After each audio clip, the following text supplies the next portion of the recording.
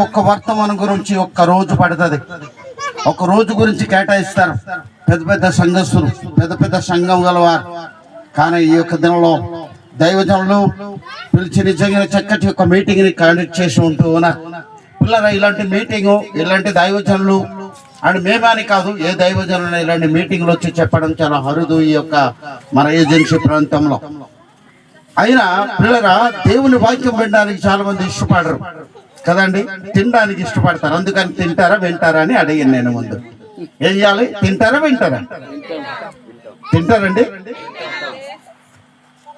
తింటామన్నవారు చేయొద్దండి, వింటామన్నవారు ఓకే వినండి. దేవుని స్తోత్రం.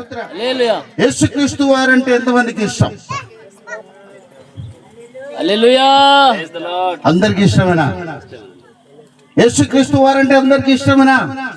మరొకసారి హల్లెలూయా చెప్దాం. Praise the lord. హల్లెలూయా. అందరికి ఇష్టమే కదా? దేవుడు అంటే అందరికి ఇష్టమేనా? క్రైస్తవులకే కాదు, ఈ ప్రపంచ దేశంలో ఉన్న అందరికి దేవుడు అంటే ఇష్టమే. అందరికి ఇష్టమే దేవుడు అంటే.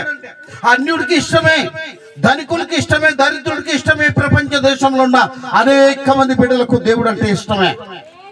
ఇష్టపడితే సరిపోదు, దేవుడు అంటే ఇష్టమే కదా అందరికి. ఇష్టమా? ఇష్టపడితే సరిపోదండి. ఎలా ఇష్టపడితే ఎలా సరిపోద్ది? దేవుడికి ఇష్టపడితే దేవుడు దీవిస్తాడా? నమ్ముతున్నారా?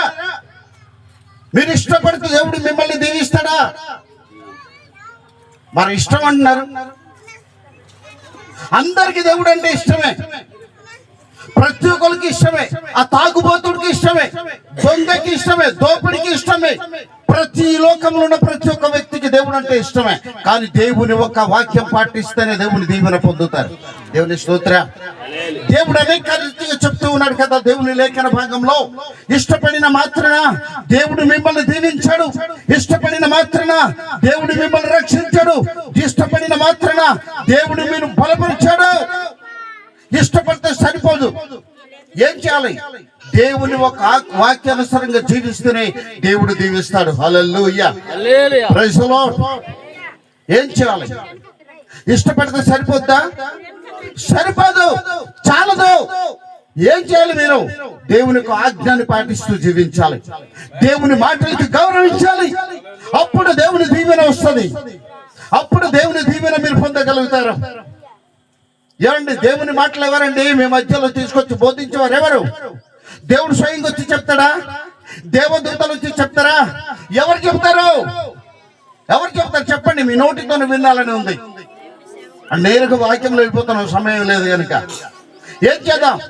ఎవరు చెప్తారు దేవుని మాటలు? దేవుని సేవకులు, దైవజనులు, పాస్టర్లు.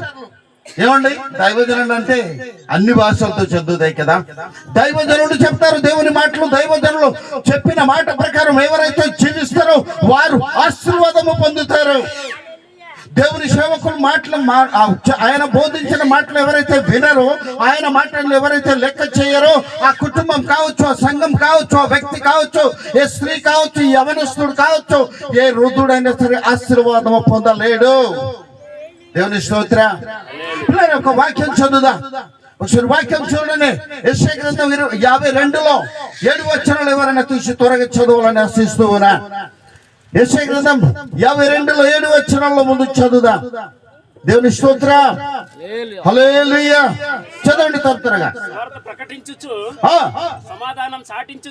స్వార్థ ప్రకటించుచు సమాధానము పాటించుచు సువార్తమానము ప్రకటించుచు రక్షణ సమాచారం సమాచారము ప్రకటించుచు వాని పాదములు నీ దేవుడు వేలుచున్నాడని, ఆయన పాదములు నీ దేవుడు వేలుచున్నాడని సియోనుతో చెప్పుచున్నాడు. ఈ రోజు ఈ పరిశ్రమను గుడ్డే వారికి చెప్తున్నాడు. ఇవ్వండి, స్వార్థ ప్రకటించచ్చు. దేవుని యొక్క వర్తమానము అందించిన దైవజనుల మాట మీరు వినాలి. హల్లెలూయా. ఈ యొక్క రోజు దైవజనుల మాటలంటే లెక్క చేయని వారు చాలా మంది ఉన్నారు. ఎందుకంటే కొద్ది గొప్ప ఏమైనా కలిసి వచ్చింది అనుకోండి, దేవుడికి మర్చిపోయేవారు ఉన్నారు చాలా మంది. దేవుడికి మాత్రం ఇష్టపడతారు, దేవునికి మాత్రం ఇష్టపడతారు. దేవుని మాటలంటే ఇష్టపడని అనేక మంది జనులు ఉంటూ ఉన్నారు ఈ యొక్క దినంలో. దేవుడు అంటే ఇష్టమే, అన్నిటికి కూడా దేవుడు అంటే ఇష్టమే, అవునా కదా? దేవా ఈరోజు బయట వెళ్తున్నాను, ఏమైనా దొరికితే బాగుంటది. దేవా ఈరోజు ఫంక్షన్కి వెళ్తున్నాను, చక్కటి చికెన్ బిర్యానీ దొరికితే బాగున్నాం. దేవా ఈరోజు నాకు బిజినెస్ కొరకు వెళ్తున్నాను, లాభం వస్తే బాగున్నాం. దేవా సినిమాకి వెళ్తున్నాను, మంచి టికెట్ నాకు త్వరగా దొరికితే బాగున్నాం. చాలా మంది అలాగ ఉంటారు. కానీ దేవుడు అంటే దేవుడు అని చెప్తారు, కానీ దేవుని మాటల్ని వాళ్ళు దేవుని మాట ప్రకారం జీవించలేకపోతున్నారు. దేవుని స్తోత్రం. దైవజనుల మాటలు వినలేకపోతున్నారు, వింటున్నారు కానీ అది పాటించాలి. దేవుని వాక్యం విని పాటించాలి, వారి ఆశీర్వదించబడతారు. ఏమంటే దేవుని లేఖన భాగంలో చాలా విషయం రాయబడి ఉంది. దేవుని యొక్క మాటలు ఏమని రాయబడి ఉంది తెలుసా? దేవుని మాటలు విని దేవుని మాట ప్రకారం ఎవరైతే నడుస్తారో, దేవుని మాటలకు ఎవరైతే లోబడి జీవిస్తారో, ఆ కుటుంబం, ఆ గ్రామం, ఆ వ్యక్తి రక్షింపబడతారు, దీవించబడతారు, ఆశీర్వదించబడతారు. హల్లెలూయా. ఎంతమంది నమ్ముతున్నారు? ఎంతమంది నమ్ముతున్నారు? నమ్ముతున్నారా? మీరు నమ్మాలి.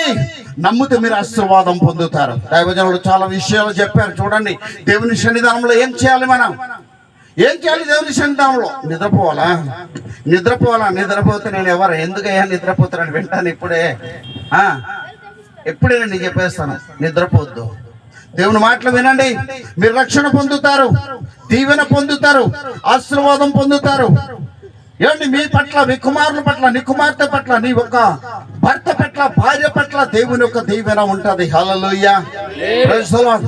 దేవుని దీవెన పొందాలంటే ఏం చేయాలి?